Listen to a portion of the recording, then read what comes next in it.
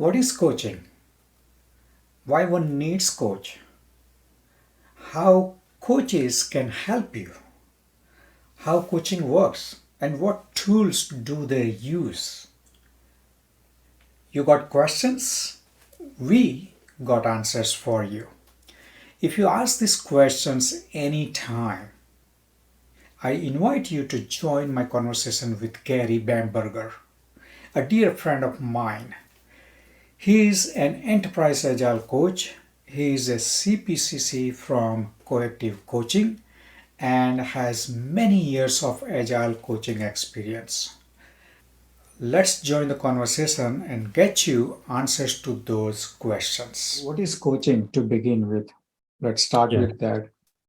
Okay. So the ICF, the International Coaching Federation, has this definition around the coaching being a partnership to open up space, my words, right? To open up space around thought-provoking dialogue and forward action in service of the client, so to speak, right? So the client is the person receiving the coaching.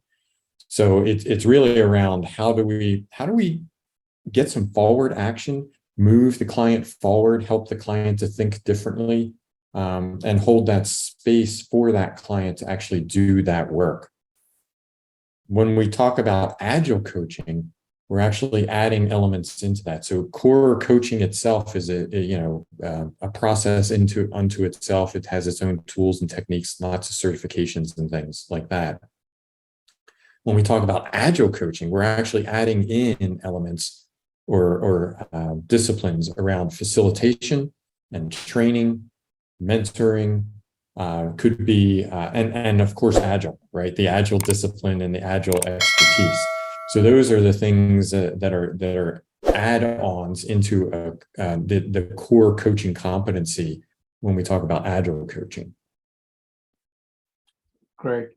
And you mentioned the client, right? So I just want to get clarification on that for our audience. So when we talk about client could be individual, right? Or client could be a team, client could be organization, client could be an executive within the team, within the organization as well, right? So you're working with different types of clients, different levels as well. Yes, absolutely. Yes. And I love that you called out the team, because team coaching is different than individual coaching, right? There's different techniques that you can use in a team setting that you wouldn't necessarily use in an individual setting, and vice versa. If that is the coaching, why do I even care about coaching? Why one needs a coach? What are So the coaching to me is really about a partnership in order to achieve your goals. I'll say that as I went through my coaching certification process, there was quite a bit of aha moments that I achieved. It helped me to get clear on my mission in life, my goals in life, what was important to me, identify my personal values and my belief systems. So all of those things then help me to figure out what is going to resonate with me, what's really going to bring me alive in my life journey, so to speak, right? And what I'm going to do moving forward in my life. To me, coaching is really a cool aspect that can help people or teams to actually figure out, how do we move forward and put some of the thinking in the right context. So let me give you an example, right? There's these things that I call like saboteurs, right? It's a common nomenclature in the coaching world. And saboteurs are basically negative thoughts, right? They're deconstructive thoughts, if you will, that rip down personal thinking, my personal view of myself, if you will, my internal thoughts. So to me, the saboteurs are always nipping at my heels, so to speak, and they don't really serve me. All they do is hold me back. So as a coach, when I'm coaching an individual, for example, I'm on the lookout for those saboteurs and for those disempowering thoughts, if you will. because my goal is to empower my client to see the greatness in my client that they may not even see themselves, and be able to champion them and have them see their own greatness, and then live into it, step into it, and pursue their mission in life from that base. And if I may add, I think the coaches can provide you that outside perspective, right? Kind of give you that out of body experience, if you want to call it, right? You may Yes. not be able to see certain things which are obvious to the other person, and they can point it out with an intention to help you. Basically, that's the goal as a coach. You are often pushing the client, again, with the intent to help them get better. So if that is the intention, how do we help the client as coaches? What are the different ways we work with the clients? Yeah, great question. So the underpinning to this is that there's what we call a big A agenda in the coactive coaching world that comes from the client.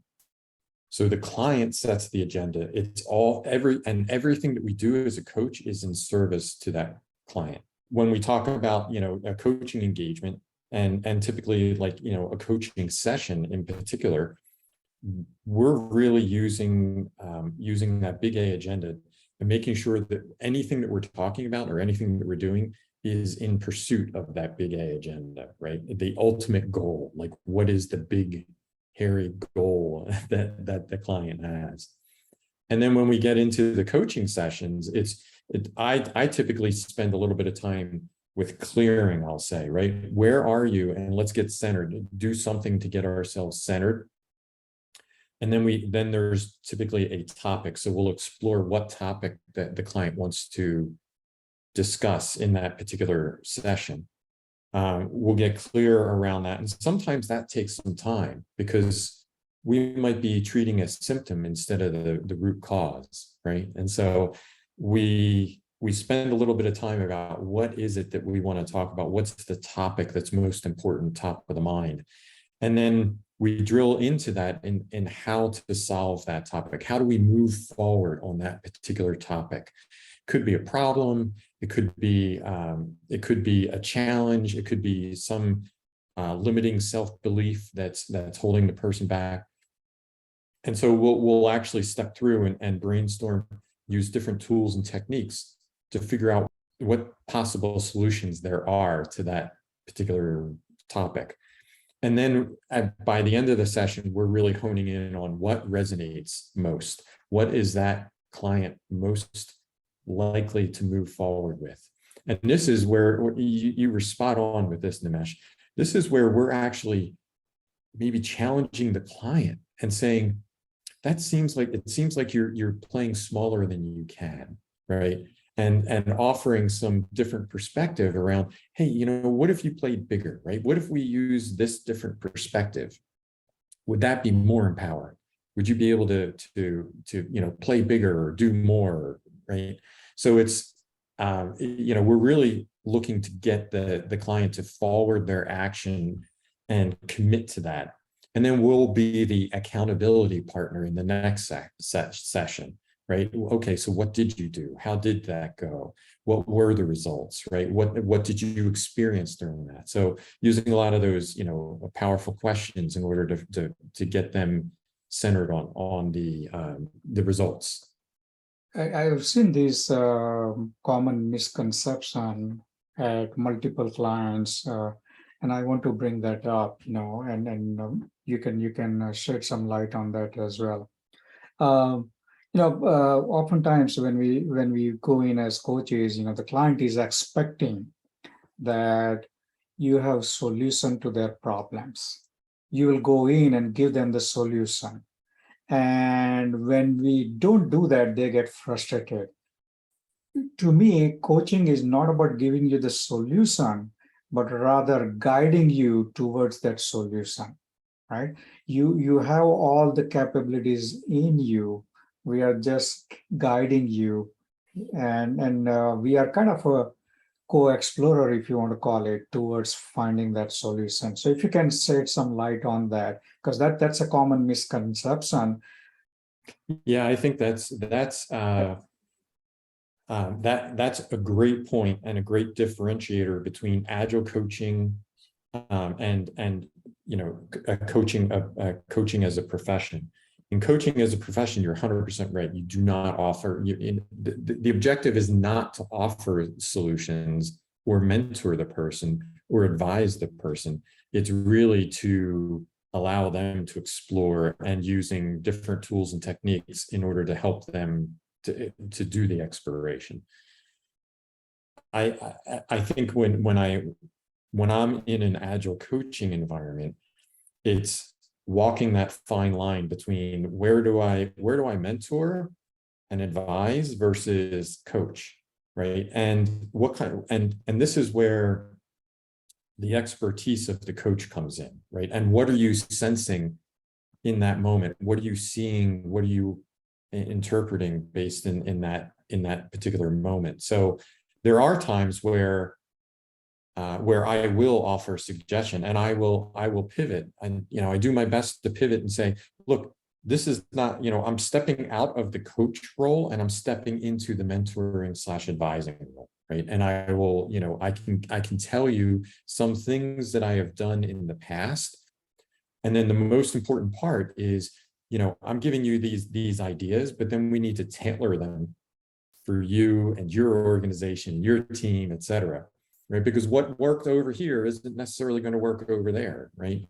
You can't necessarily take the Spotify model and implant it in your organization and have it work, because your organization is different than Spotify. So it's really taking that context into account as we build these things out. So, but again, that's where agile coaching, the aperture is much broader. It's bigger than what we have in pure coaching, where it's more focused on just the coaching aspect.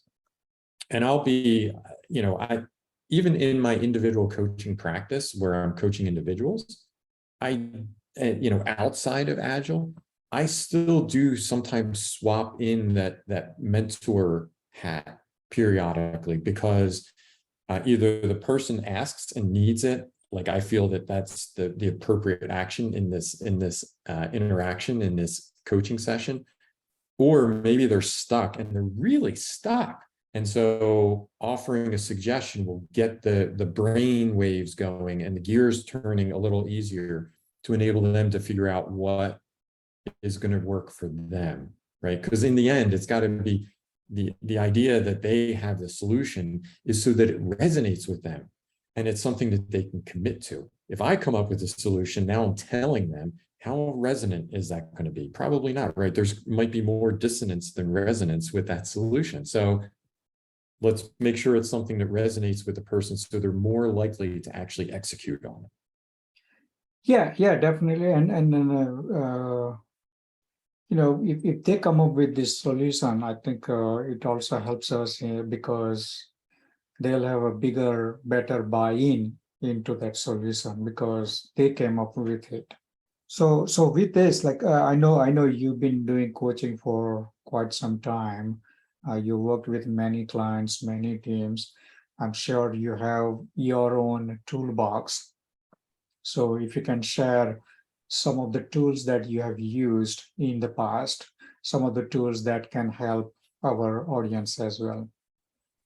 Yeah, great. So I think some of the tools that I've used from a coaching standpoint, and particularly in agile coaching more, are things like, becoming clear about what's the mission, what is that big A agenda. We don't necessarily call it that in agile coaching, but it's what's the outcomes that we're looking for? What problems or challenges or benefits are we looking for? What are the outcomes?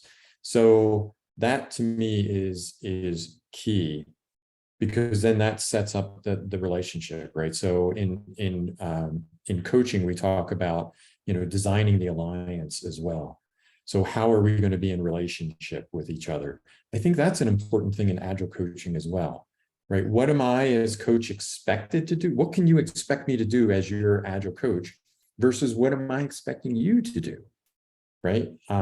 So really setting up those boundaries and laying out what those expectations are.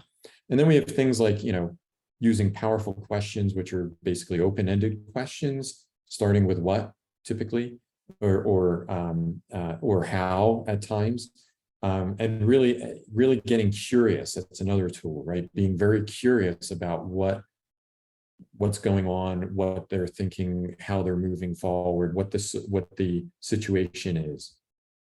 And I think along with that is listening. Listening is key. And it's there's multiple levels of listening, but to me, listening is like one of the key aspects of this, because you're listening at a global level as a coach, so that you're not just listening to the words they're saying, but you're listening for other elements like energy and what they're not saying, how they're saying it, what language are they using? Are they coming from a positive place or a negative place when they're talking about this topic, right? Because that might be an opportunity to use different perspectives to help them to explore that a little bit. And I think, like we talked about, championing the client or the team or whatever, right? I think that's huge, right? Seeing them and reflecting back to them what I'm seeing as a coach is critical, right? Like showing them the progress that they've made, showing them how they're interacting with each other, and is it in alignment with their values as a team? I mean, those things are really critical. And acknowledging how they are in the day-to-day activities, right? And pointing out, this was a great daily Scrum meeting, and this is why, and this is what I saw, and this is how you're helping each other out, or whatever the situation is. Really calling those things out and acknowledging them and calling them forth in that way, so that they can say, oh yeah, we did do that. Oh wow, we're really rocking this, right? And getting the energy pumped up and getting them to see themselves from a different perspective, from outside of themselves. So those are like some of the tools that that I've used in the past. There's many more from a coaching standpoint that you can delve into, but those are some of the more popular ones and ones that I use more frequently. Hope you are enjoying this conversation and getting a ton of value. Just to summarize, we have touched on the basics of coaching. So far, Gary discussed what is coaching, what are the benefits of coaching. He also explained the difference between coaching and agile coaching. We also delved into common misconceptions of coaches providing solutions. And Gary also shared some of the tools from his coaching toolbox. Great. And I'm completely with you on that. There's a lot of conversations happening, right? So we are always kind of having conversations at different levels with the client. For that, one of the tool that you mentioned was that arc of coaching conversation, as to how do we design that conversation, how do we guide that conversation. You are using the questions as the tool again to guide that conversation, right? And as you mentioned, yes, definitely, if you are having the conversation but not able to listen, then it's a waste of your time as well as the client's time. So the better you are at listening, the better you will become as a coach. And I think that is the biggest challenge in today's world of these mobiles. People's attention span is so small for them to be able to stay focused on this conversation. For example, when we are having this conversation, I have nothing else going on up there. I'm completely in this moment. And I think that that's the biggest challenge for a lot of people, as to staying in the present moment, being in the present moment and giving full 100% of you to your client, because the client has something to share. For that, I often kind of encourage people to start doing some kind of meditation, build that into your routine, even if it is a minute. And there are a lot of different ways to do meditation, right? It's not like when we say meditation, people think of the monk and sitting in that lotus position and all that. It's more than that. Correct. All these tools definitely can help you Let's shift a little bit. Earlier, you mentioned we talked about the clients, right? The client could be individual, team, or executive. So with that, I think there are different levels of coaching also, right? You mentioned coaching a team versus coaching individual. It's different, right? Different challenges, different tools we will use. So if you can talk a little bit about what are the different levels of coaching and what each level kind of entails, if you want. When I think of again from an agile coaching standpoint, you're spot on, right? There's multiple levels of or interaction, I'll say, right? So we have things like, so we have individuals, right? So we can coach individuals, and oftentimes in a team setting, we're still going to coach individuals separately, right? So, or individually, so that there's like the cohort mindset, right, where it's the group which has relationships and has energy in and of itself, that whole group relationship. And then there's the individual. So we still have the individual aspect, we have the group aspect, and from a group standpoint, we're doing things like how do we accelerate the team through the forming, storming, norming, performing, right? So that they can get to that performing state much more quickly. And we can maybe short circuit or shortcut the aspects around the storming phase, right? What are some things that we can do to lessen that disruption? Because oftentimes we're coming into a team that's expected to perform. The analogy I use is we're driving down the road at 90 miles an hour, and we're going to look to change the tires, right? Well, so it's we look to minimize the amount of disruption, and there's going to be disruption if we're taking a team into an agile environment for the very first time. There's going to be disruption. So how do we minimize that? And so, some of the techniques that we use at a team level, are there to minimize that disruption, right? So, and then we can take it a level higher and we can talk about programs. So teams of teams. So what do we need to do there, right? Bigger audience. How do we orchestrate things? I think from an agile coaching standpoint, one of the key elements, particularly with managers and executives, is reinforcing that systems thinking and helping them to see how the system operates today and what an optimal system would look like, or a more optimal and incrementally more optimal system would look like. And then running the experiments, being free and having that growth mindset to actually run the experiment to find out, right? Does this actually work in this environment or not? So I think that for executives and leaders in the organization, frontline managers, et cetera, I think those are key things that they need to learn about. And again, that goes into the teaching aspect and the mentoring aspect. I think with executives, the other thing that's really important that I've seen is having them lead the change process, right? So there's a certain amount of education, mentoring, and coaching that goes along with, how do we change the organization? How do we move the organization forward? And I think, when we are talking about the teams, right? The coaching would be different based on the team also, right?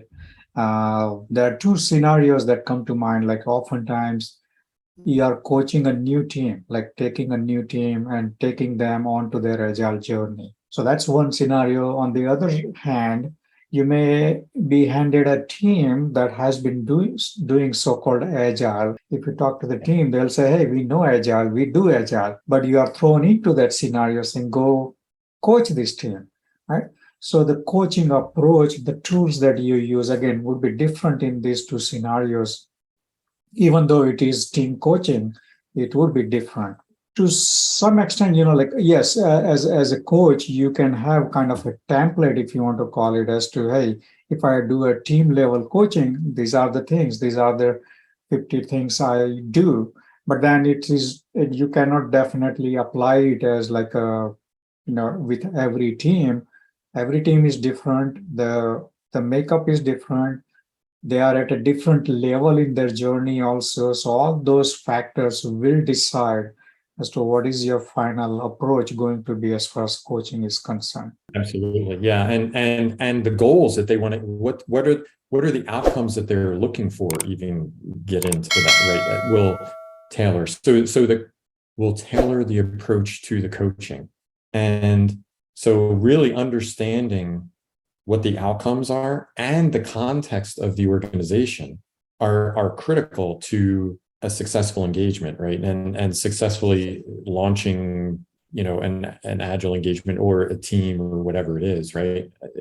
Those are necessary. I'm constantly looking for more information. I have a list of questions that I can ask of executives and leaders in the organization, the Scrum Masters, the business folks, the IT folks, et cetera, so that I can learn what's the context like today and where do you want to get to, because that's the critical thing, right? And then we can map out together collaboratively, we can map out what that journey looks like at an initial pass, and it will change, right? We know it's going to change. It's not written in stone. It's a roadmap that's going to evolve as we learn and as we encounter both successes and failures, right?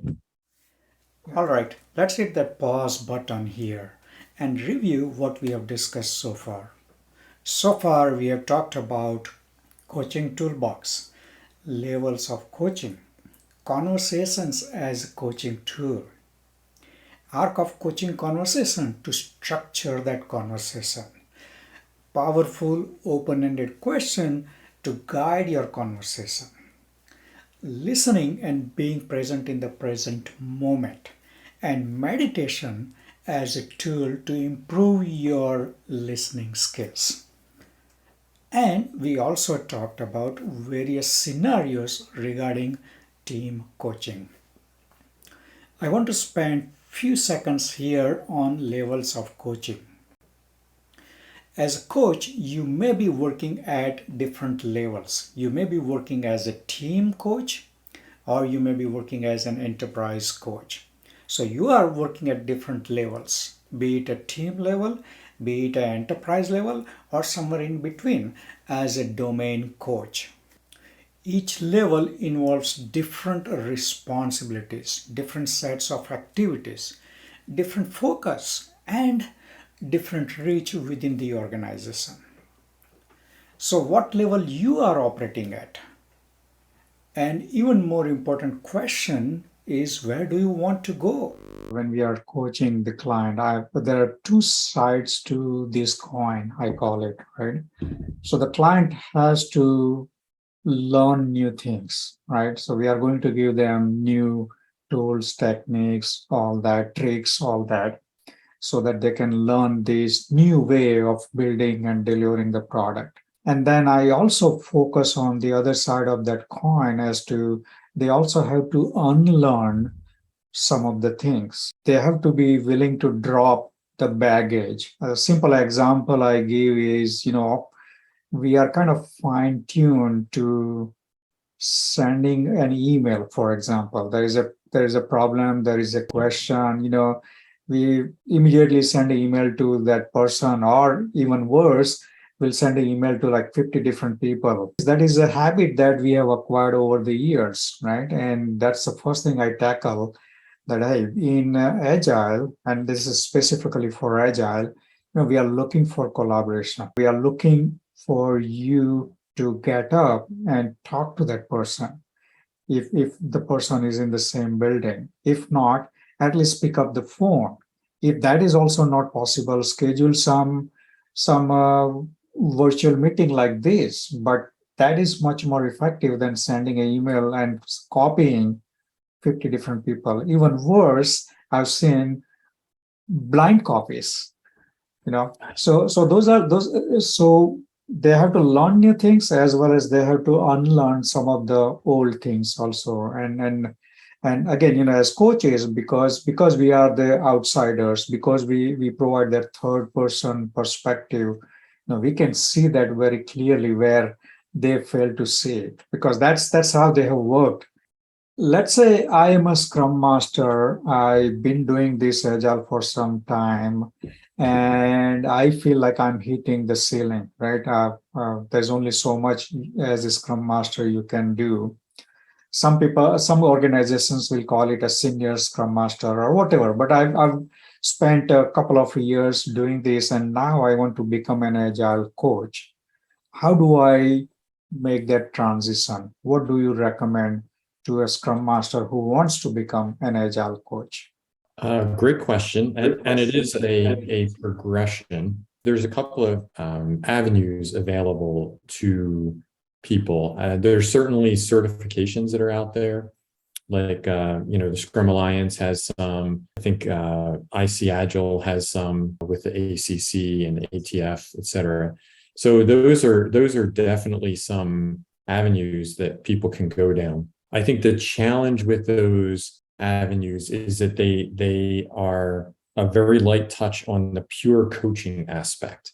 And when I got my CPCC, it was 18 months, right? And it wasn't, obviously it wasn't full time, but it took me 18 months, and I can't tell you how many hours, right? I know that I have to actually have clients. I actually have to coach clients. There's recordings of clients, and people, supervisors will come in, or other expert coaches will come in, and they'll review them and help me to grow rapidly. So the point is that there's, those certifications are like the beginning, if that, of the journey into Agile coaching.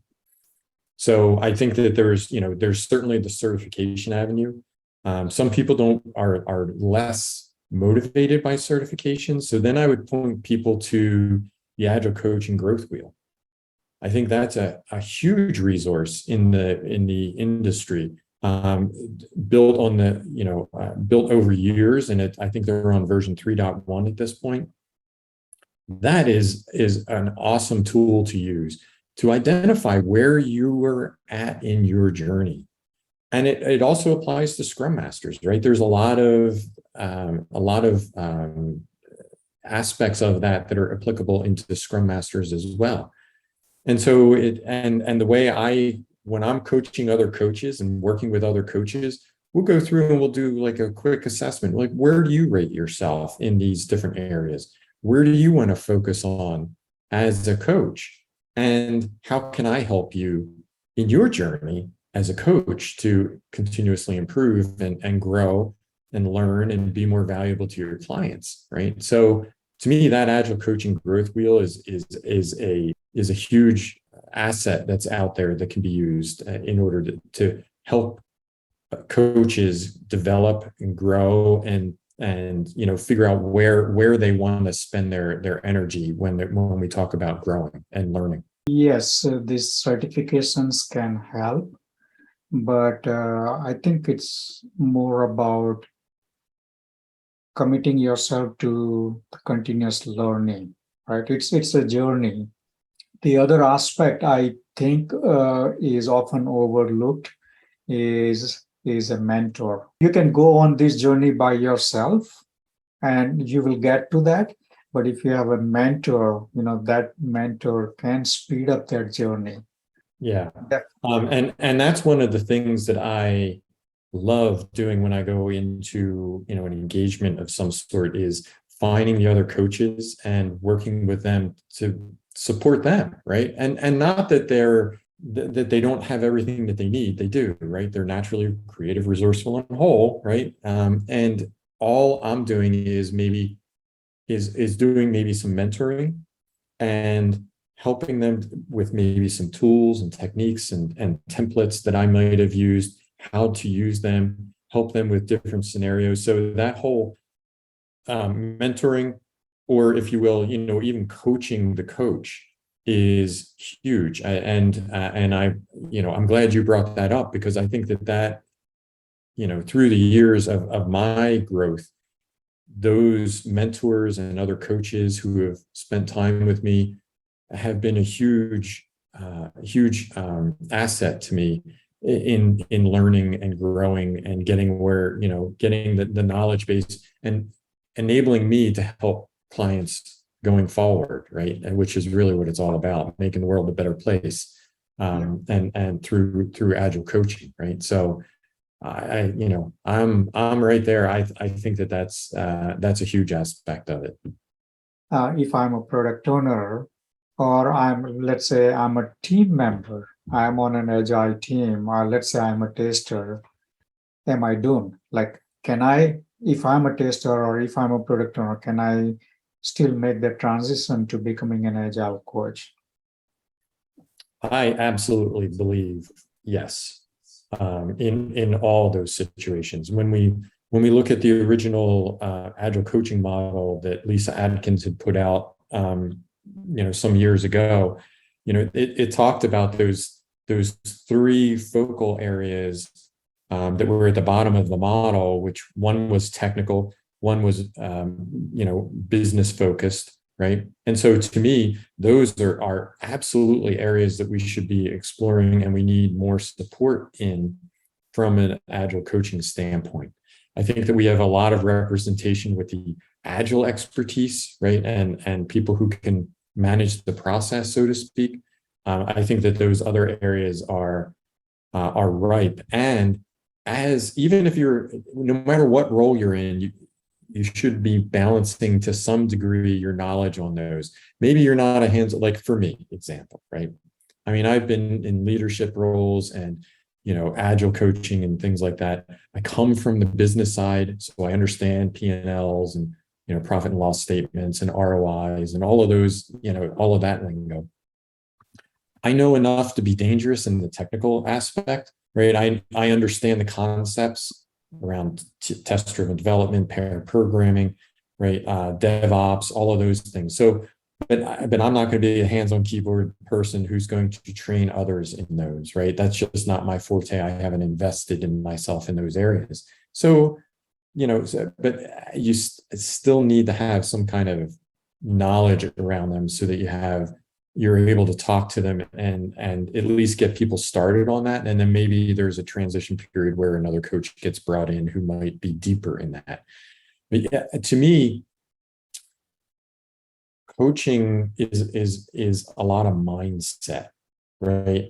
And the motivation for coaching to me is critical. Why do you want to be a coach? What is important about being a coach and the coaching process? What is calling you to do that? Because to me, coaching is a calling. It's not a job. It's not something where like I coach everybody. Like it's just part of my makeup and it's part of who I am. I coach friends, because I just put that hat on and I'm just curious and I'm tapping into that as part of just regular conversations. So, what is it about coaching and that is drawing people in? I think that's an aspect that needs to be, explored, because if it's just, well, I capped out at my senior Scrum Master position, so now the next logical step is to become a junior coach. Why, right? What's beyond that, right? And understanding why that's important. If it's just the money, you're not going to be that successful as a coach, generally speaking, right? It's got to be more. There's got to be more behind it. There's got to be more resonance behind it for you to be a successful coach. And that is, I think, an aspect that that needs to be considered. It might not be the right next step for people. So really, understanding what that motivation is critical. I completely agree with you. Yeah, coaching is more of a mindset, right? It's that coaching mindset. It's the attitude, right? It's as I say, as I like to say, coaching is about, not about you, but you have to make it about them, right? Your client. So if you are good at that, if you have that coaching mindset, you want to help others become better version of themselves, right? Whether you are a Scrum Master, product owner, you can definitely shift into that coaching role. You coach, and again, coaching is yes, there are some hard skills, as in, you need to know agile, you need to know the framework and things like that. Right, so agile knowledge and experience definitely important, but along with that, the mindset, as we talked about, the servant leadership, the facilitation skills, all those will help. If I'm a product owner, for example, I could be a really good product coach, working with the business and coaching them agile on that aspect, right? So definitely, it's not limited just to the Scrum Master, right? And as you said, yeah, because I reached that ceiling, and I next logical thing is coaching. If that's what you're thinking, then I'll hit the pause button, because Yeah, and I it's think that definitely, it takes a different mindset, different energy. yes, absolutely, absolutely. And the other thing I'll point out is, to me, you need to value different work as an agile coach. Everything that you're doing is in service to the client, so that they are achieving their goals, right? They are moving forward. They are improving in the areas that they want to improve in. And the benefits of coaching are intangible. You can't count, how many dollars more you're making because you've been through coaching, right? It's an intangible. It's a feeling. It's a, sense of purpose. You're clearer about where you're going, and you're more focused in where the next steps are. And so to me, that's all intangible. So and rarely is the spotlight shown on the coach. The spotlight should be on the team. The team should get the recognition, right? And there may be, over time, especially in agile teams, in agile coaching, there may be some metrics that we can capture, right? Better, faster, cheaper, employee engagement, alignment with the business, right? All of those kinds of things. There might be some metrics that we can gather out of that to show the end result, but it's the team that's doing it. The coach is like Oz behind the curtain, right? Nobody's really paying attention to Oz. Or think of so to me, that's the key is, you have to value helping others and have that. I love what you said, right? Servant leadership, that servant mindset has to be there in order for you to be successful. If you're always shining the light on yourself, that's a problem, right? Because then you're taking the focus off the team. You're in it for the wrong reasons. Awesome. So this was awesome conversation. Anything else we want to add before we close the conversation? Anything else? Any resources that can help somebody as they take on this agile coaching journey? I think from a resource standpoint, right, just continuing to learn. You pointed out, and I'm grateful for that. You pointed out that in the back of the Agile Coaching Growth Wheel, there's resources back there. There's many good resources out there, and there's continuing to be more. I was just at Agile 2022, and there was another coaching book that had come out, right? And it's like, oh, there's another one, right? So I think that there's a lot out there to learn from. And then, again, I would say, getting a mentor is a key aspect of that as well, right? Having somebody who's been around the block like you a few times, right? And tapping into your knowledge and your experience and the tools that you've used as a mentor and as a coach would provide a great deal of value to people. I mean, it would just accelerate your journey through this. It's like it would be like having a map, right? And a trail map, if you will. And now you know where you are. You know what mile marker you're at, right? You know where you are, and you know a journey that somebody else has taken, and you may not need to blaze that trail for yourself. You can follow the trail that somebody else has done. At a certain point, you might deviate off and start blazing your own trail. That's cool, right? But having that trail map to get through some of the terrain, right, and make some progress is going to be hugely helpful. Thank you so much, Gary. Again, it was a pleasure. This episode is sponsored by Eric Solutions. Are you ready to take your Agile coaching journey to the next level? Want to shift your journey into next gear? Join Nimesh at the next Agile Coaching Bootcamp. Join us for highly experiential, fun-filled workshop and earn 2 highly sought-after certifications. We also offer 3 months of ongoing coaching and mentoring. So, are you ready to take the plunge? Join the workshop.